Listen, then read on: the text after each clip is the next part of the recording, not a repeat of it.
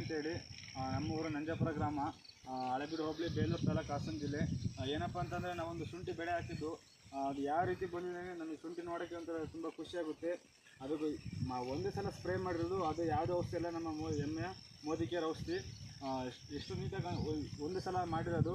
Next ದಿನ ನಾವು drenching ಮಾಡಬೇಕು. ಒಂದು ಸಲ ಸ್ಪ್ರೇ ಮಾಡೋಕ್ಕೆ ಎಷ್ಟು ನೀಟಾಗಿ ಚೆನ್ನಾಗಿ ಬಂದಿದೆ. ತುಂಬಾ ಖುಷಿಯಾಗುತ್ತೆ ನಮಗೆ.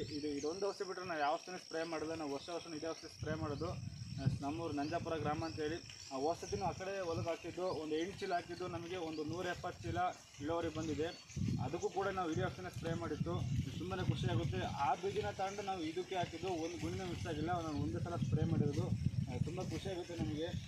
ಒಂದು ಕಡಿಮೆ ಖರ್ಚಲ್ಲಿ ಒಂದು ಹೆಚ್ಚು ಇಳುವರಿ ಮತ್ತು ಹೆಚ್ಚು ಆದಾಯವನ್ನು ಗಳಿಸ್ಬೋದು ಅಂತ ಹೇಳ್ತೀನಿ. ಆ ಕಡೆಯಿಂದ ನಮಗೆ ಒಂದು 8-10 ಲಕ್ಷ ಆದಾಯ ಆಗಿದೆ. ಖರ್ಚು ಕಡಿಮೆಯಾಗಿ ಒಂದು 8-10 ಲಕ್ಷ ಆದಾಯ ಆಗಿದೆ ಫ್ರೆಂಡ್ಸ್.